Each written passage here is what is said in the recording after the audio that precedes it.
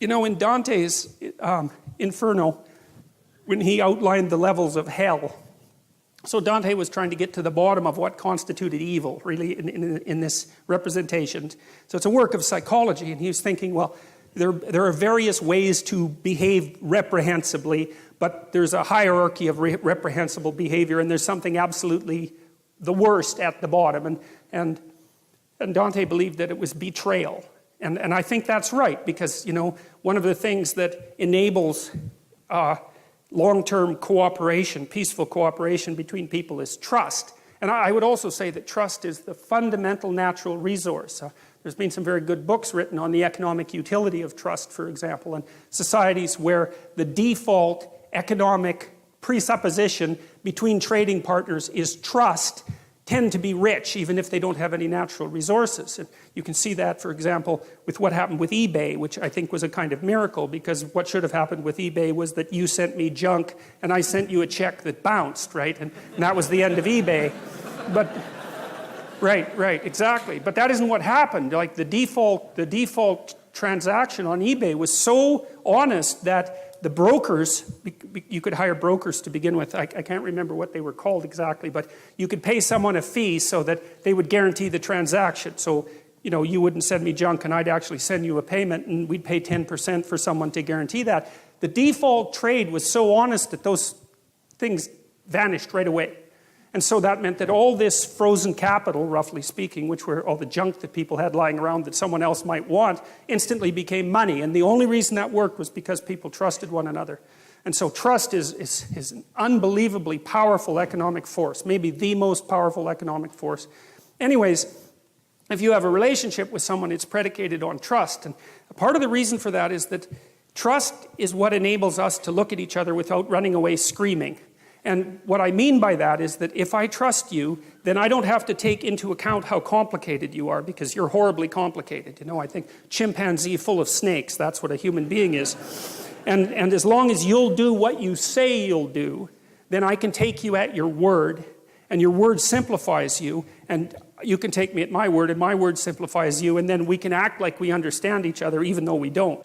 But then if that trust is betrayed, then all the snakes come forth very, very rapidly. And so all of you, I suspect, have been betrayed one way or another. And so what happens, if you're in a relationship with someone and you trust them, then you make certain assumptions about the past, and you make certain assumptions about the present, and you make certain assumptions about the future. And everything's stable, and so you're standing on solid ground. And the chaos, it's like you're standing on thin ice. The chaos is hidden. The shark beneath the waves isn't there. You're safe. You're in the lifeboat. But then if the person betrays you, like if you're in an intimate relationship and the person has an affair and you find out about it, then you think, one moment you're one place, right? You're where everything is secure because you've predicated your perception of the world on the axiom of trust. And the next second, you're in a completely different place. And not only is that place different right now, the place you were years ago is different, and the place you're going to be in the future, years hence, is different. And so all of that certainty, that strange certainty that you inhabit, can collapse into incredible complexity. And you say, well, if someone betrays you, you think, well, okay, who were you? Because you weren't who I thought you were, and I thought I knew you, but I didn't know you at all.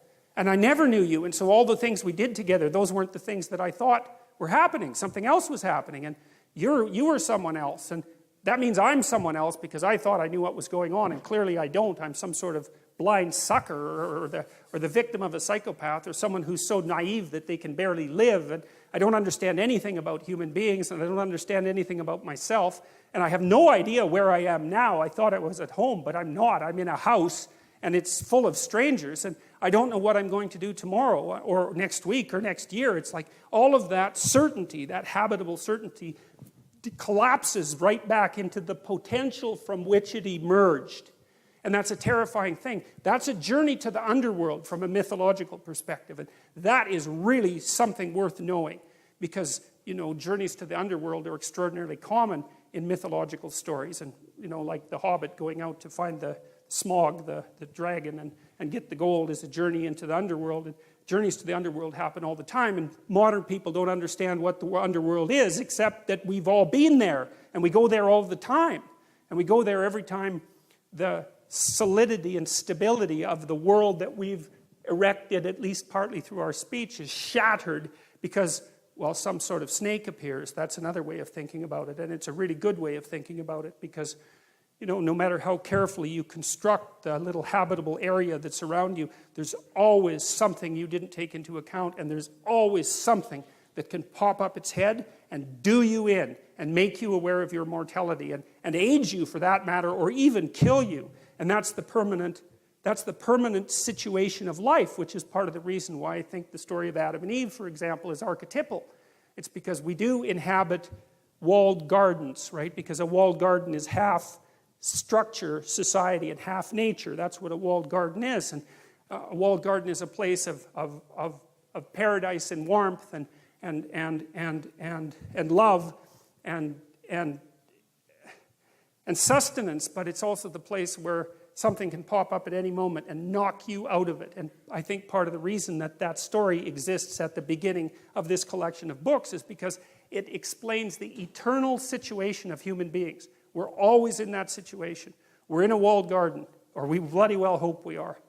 But there's always a snake. And then it's even worse, because if there is a snake, we're exactly the sort of creatures who are going to do nothing but go and interact with that snake the second that we can manage it. You know, it's definitely the case that if you want a human being to muck around with something, the best thing to do is to tell them not ever to do it, have anything to do with it, which is, of course, something you know if you have teenagers or even children, or if you know anything about yourself or your partner.